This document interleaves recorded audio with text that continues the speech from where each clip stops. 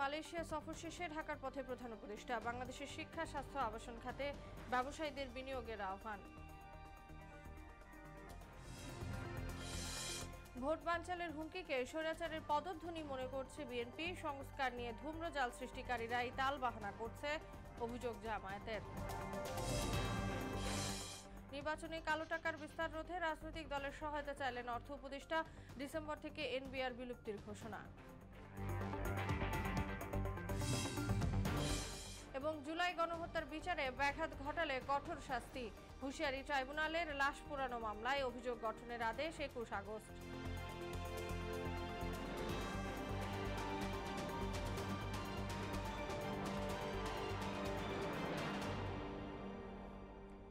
আসসালামু আলাইকুম, সবাইকে মোহনা সংবাদে স্বাগত। শুনছিলেন শিরোনাম, পুরো সংবাদের সঙ্গে আছি তাসনুয়া বিনতে তাহের। 3 দিনের সরকারি সফর শেষে মালয়েশিয়া থেকে দেশের পথে রওনা দিয়েছেন প্রধান উপদেষ্টা অধ্যাপক মোহাম্মদ ইউনূস। স্থানীয় সময় সন্ধ্যা 7:30টায় তিনি ও সফর সঙ্গীদের বহনকারী বিমানটি কুয়ালালামপুর বিমানবন্দর ছেড়ে আসে। এর আগে দুপুরে সানওয়ে গ্রুপের প্রতিষ্ঠাতা চেয়ারম্যান জেফ্রি চিয়াহের সঙ্গে বৈঠক করেন প্রধান উপদেষ্টা।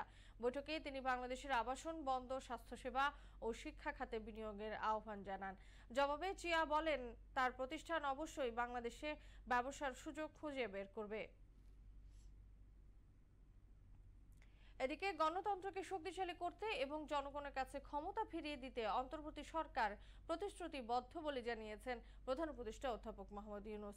বুধবার সকালে ইউনিভার্সিটি কেবাংসান মালয়েশিয়ার বিশেষ সমাবর্তনে একথা জানান তিনি। সমাবর্তনে অধ্যাপক ইউনূসকে সম্মানসূচক ডক্টরেট ডিগ্রি দিয়েছে মালয়েশিয়ার এই বিশ্ববিদ্যালয়। আরও জানাচ্ছেন মুদাসির আলী। সামাজিক ব্যবসার প্রসারে অনন্য অবদানের স্বীকৃতি স্বরূপ প্রধান উপদেষ্টা অধ্যাপক মোহাম্মদ ইউনূসকে সম্মানসূচক ডক্টরেট ডিগ্রি দিয়েছে মালয়েশিয়ার জাতীয় বিশ্ববিদ্যালয় ইউনিভার্সিটি কেবাংসান মালয়েশিয়া। বিশ্ববিদ্যালয় অডিটোরিয়ামে আয়োজিত অনুষ্ঠানে বক্তব্য দেন অধ্যাপক ইউনূস। বলেন, বাংলাদেশে 2024 সালের জুলাই ও আগস্টে তরুণদের নেতৃত্বে সংগঠিত অভ্যুত্থান ভবিষ্যৎ আশার নতুন অর্থ তৈরি করেছে। দেশের শান্তি ও স্থিতিশীলতা ফেরাতে তার সরকার কাজ করছে বলেও জানান doctor Yunus. The youth-led uprising in July and August 2024, just about a year back, has given me new meaning to our national identity and hopes for the future. Our government is focused on ensuring peace and stability. We are committed to strengthening democracy and giving power back to the rightful owners, the people of the country. পৃথিবীকে বদলে দেওয়ার জন্য প্রয়োজন প্রকৃত নেতার, প্রয়োজন সমস্যা সমাধানকারীর, এমন মন্তব্যও করেন প্রধান উপদেষ্টা। The world doesn't need more followers. It needs leaders. It needs problem solvers. এ সময় শিক্ষার্থীদের স্বপ্ন দেখতে, সাহসী চিন্তা করতে এবং সে অনুযায়ী কাজ করতে পরামর্শ দেন অধ্যাপক Yunus. Dream big, think boldly, and imagine the biggest thing you want to achieve for yourself. মুদাসির Ali, মোহনা সংবাদ। একটি গোষ্ঠী মব সন্ত্রাসকে ক্যান্সারে পরিণত করেছে বলে অভিযোগ করেছেন বিএনপির সিনিয়র যুগ্ম মহাসচিব রুহুল কবির রিজভী। আর দলের স্থায়ী কমিটির সদস্য ডাক্তার এজেডএম জাহিদ হোসেন বলেন, একটি পক্ষের নির্বাচন হতে না দেওয়ার হুমকিকে স্বৈরাচারের পদধ্বনি ও নির্বাচন বানচালের ষড়যন্ত্র হিসেবে দেখছে বিএনপি। রাজধানীতে আলাদা অনুষ্ঠানে এসব কথা বলেন তারা। আরও জানাচ্ছেন হুমায়ুন কবির। বুধবার সকালে বিএনপির প্রতিষ্ঠাতা জিয়াউর রহমানের সমাধিতে শ্রদ্ধা নিবেদন করেন চিকিৎসকদের সংগঠন ডক্টরস অ্যাসোসিয়েশন অব বাংলাদেশ ড্যাবের নবনির্বাচিত কমিটির সদস্যরা। পরে সাংবাদিকদের সাথে কথা বলেন বিএনপির স্থায়ী কমিটির সদস্য ডাক্তার এজেডএম জাহিদ হোসেন। তিনি বলেন, ধমক দিয়ে নির্বাচনের অভিযাত্রা বন্ধ করা যাবে না। কোনো একক গোষ্ঠীর এই আন্দোলন নয়, কাজেই কেউ কোনো অবস্থাতেই ধমক দিয়ে বাংলাদেশের মানুষকে দাবিয়ে রাখবেন।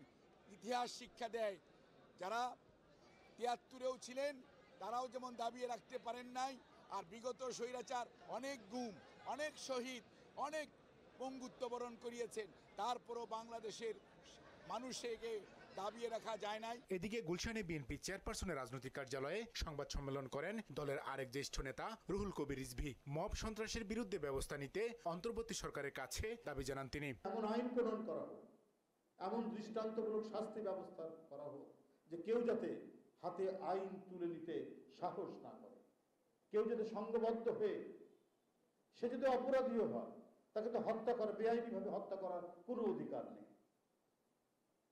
কেন একটা উস্কানিমূলক কথার উপর সাই দিয়ে অনেক লোক এসে একজন মানুষকে হত্যা করে চলে যাবে? এই ঘটনা হতে পারে না। এটা তো সভ্য সমাজের নমুনা হতে পারে না। অন্তর্বর্তীকালীন সরকার এই বিষয়ে কঠোর ব্যবস্থা করতে হবে। এই সময় 15 আগস্টে বেগম খালেদা জিয়ার জন্মবার্ষিকী উপলক্ষে কর্মসূচি ঘোষণা করেন রিজভী। তিনি জানান, কেক না কেটে বেগম জিয়ার রোগ মুক্তি কামনায় নয়াপল্টনে বিএনপির কেন্দ্রীয় কার্যালয় সহ সারা দেশে দলের অফিস ও মসজিদে দোয়া ও মিলাদ মাহফিলের আয়োজন করা হবে। অনাড়ম্বর এই অনুষ্ঠান, কোনো কেক কাটা বা অন্য কোনো এর সাথে কোনো কর্মসূচি থাকবে না।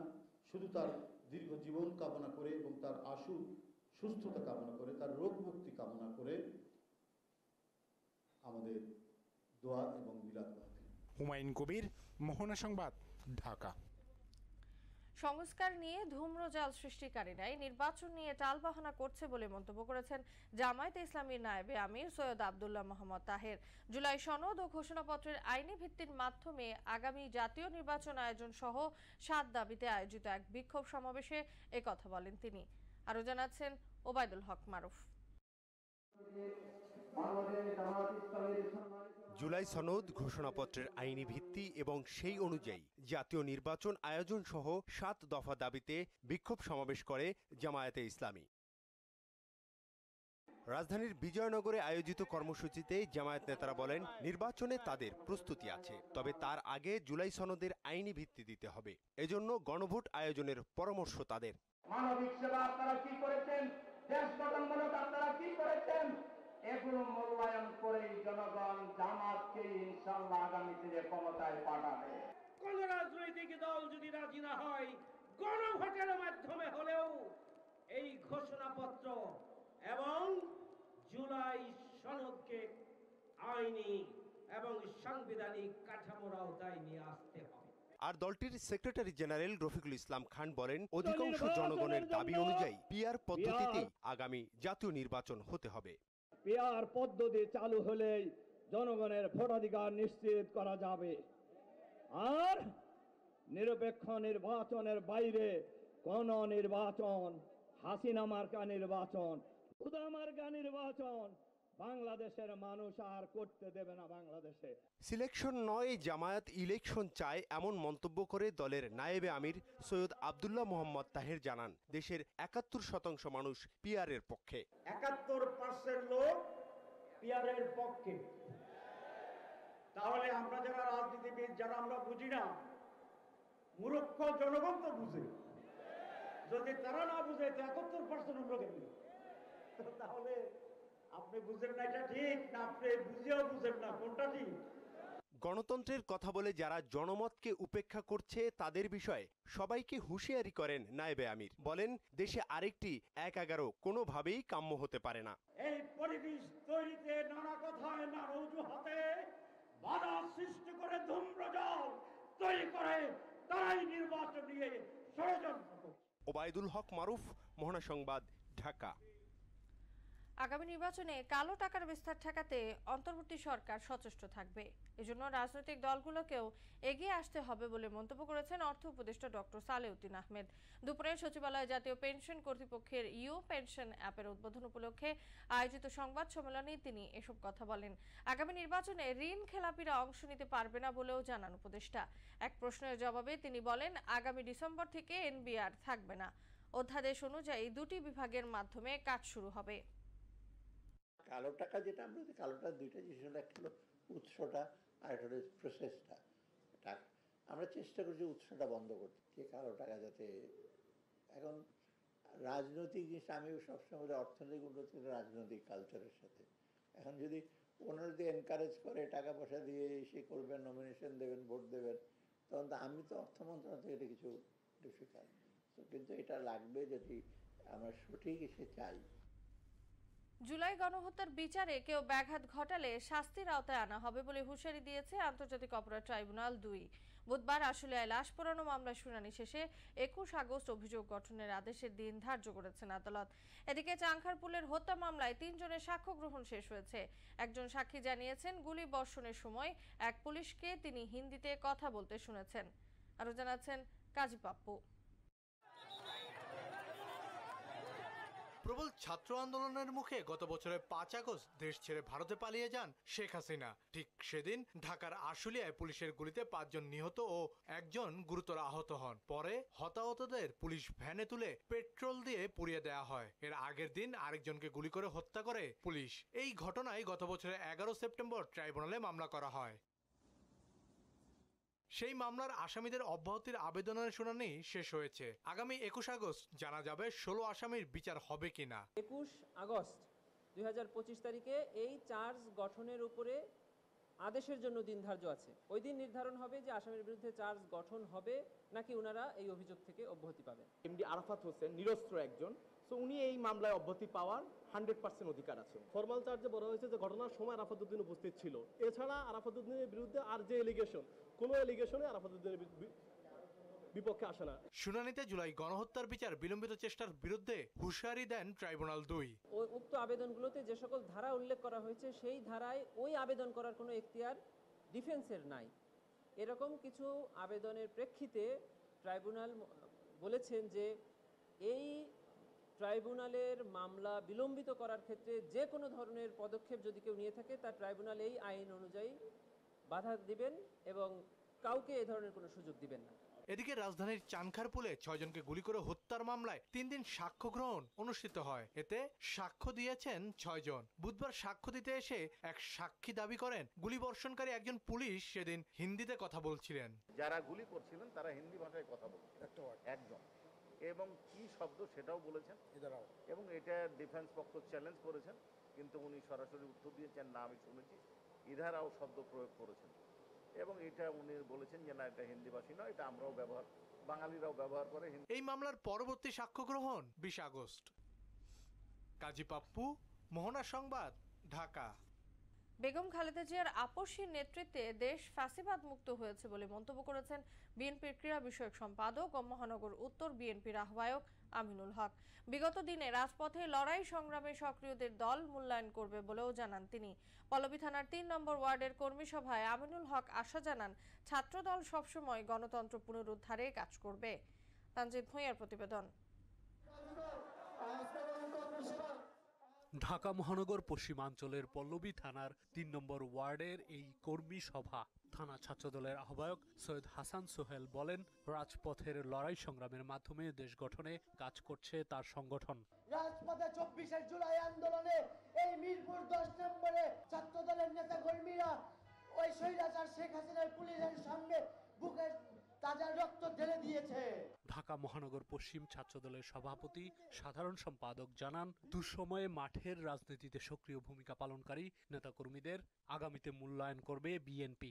নিষিদ্ধ সংগঠন বিগত 15.5 বছরে বাংলাদেশের ছাত্র রাজনীতিকে যেভাবে ছাত্র রাজনীতির নামে কুলুষিত করেছে, এই রাজনীতি বাংলাদেশের ছাত্র সমাজ এবং জাতীয়তাবাদী ছাত্রদল চায় না। স্বৈরাচারী শাসনামল থেকে ঢাকা মহানগর উত্তর বিএনপি সহ সকল অঙ্গ সংগঠনকে ঐক্যবদ্ধ করেছেন। রাজপথে স্বৈর শাসকের বিরুদ্ধে যুদ্ধ করতে প্রত্যেকটি নেতাকর্মীকে উদ্বুদ্ধ করেছেন। প্রধান অতিথির বক্তব্যে ঢাকা মহানগর উত্তর বিএনপির আহ্বায়ক আমিনুল হক বলেন, ফ্যাসিস্ট আওয়ামী লীগ 17 বছর ধরে দেশের ইতিহাস বিকৃতি করেছে। স্বৈরাচার সরকার তাদের নিজের মতো করে পাঠ্যপুস্তকে বাংলাদেশের ইতিহাসকে বিকৃত করে আমাদের সন্তানদের সামনে উপস্থাপন করেছে। গণতন্ত্র পুনরুদ্ধারে ছাত্রদলকে অগ্রণী ভূমিকা পালনের আহ্বান জানান তিনি। বাংলাদেশ জাতীয়তাবাদী দল বিএনপি প্রত্যেকটি ওই স্বৈরাচারের বিরুদ্ধে এদেশের জনগণকে সাথে নিয়ে প্রত্যেকটি আন্দোলনে রাজপথে ছিল। বিগত দিনে যারা রাজপথে লড়াই সংগ্রাম করেছেন তাদের মূল্যায়ন করা হবে বলেও জানান আমিনুল হক। রাজপথে অকুতোভয় সৈনিক হিসেবে বাংলাদেশ জাতীয়তাবাদী ছাত্রদল সবার আগে। তানজিদ ভূঁইয়া, মোহনা সংবাদ, ঢাকা। আন্তর্জাতিক বাজারে ক্রমেই এগিয়ে যাচ্ছে পুঁজিবাজারের তালিকাভুক্ত tech giant Walton hitech industries PLC. বৈশ্বিক বাজার সম্প্রসারণে ইতোমধ্যেই ব্যাপক সাফল্য পেয়েছে প্রতিষ্ঠানটি। এর ধারাবাহিকতায় 2024-25 অর্থবছরে নতুন 7টি দেশে সম্প্রসারণ হয়েছে ওয়ালটনের ব্র্যান্ড বিজনেস। ফ্রিজ, এসি সহ অন্যান্য ইলেকট্রনিক্স ও হোম অ্যাপ্লায়েন্সের 50টির বেশি ওয়ালটন পণ্য রপ্তানি হচ্ছে। ফলে পুঁজিবাজারে বিনিয়োগকারীদের কাছে ওয়ালটন আস্থার প্রতীক হয়ে উঠেছে।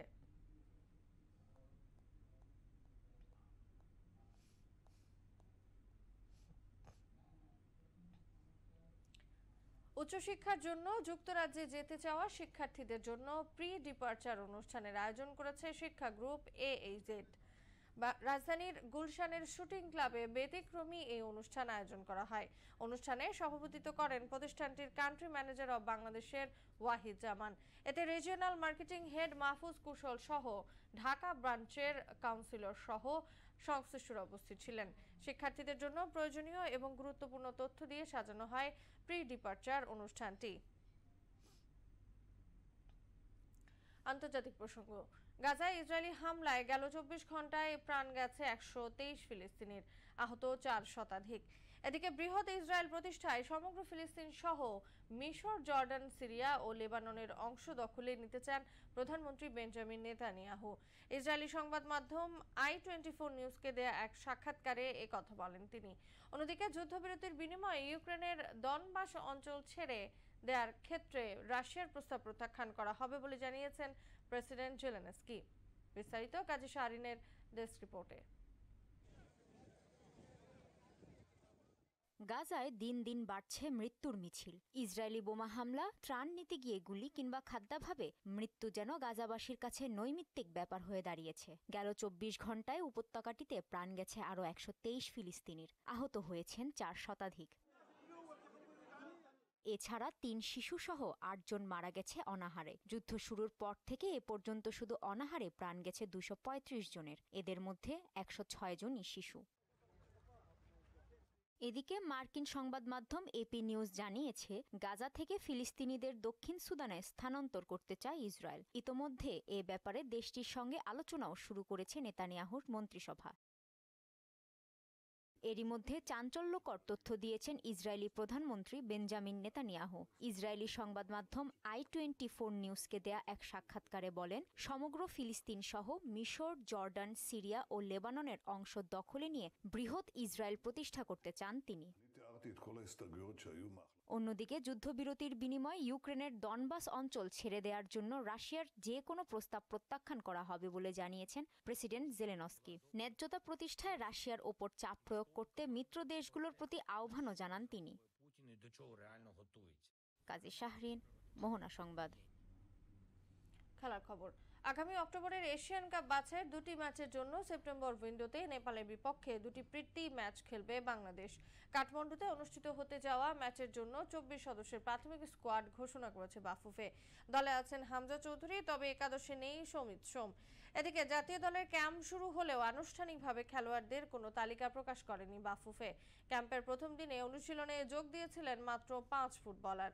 6 এবং 9 সেপ্টেম্বর কাঠমান্ডুর দশরথ স্টেডিয়ামে নেপালের সঙ্গে 2টি ম্যাচ খেলবে বাংলাদেশ দল। শেষ করব মোহনা সংবাদ, যাওয়ার আগে সুনামগুলো জানিয়ে দিচ্ছি আরো একবার।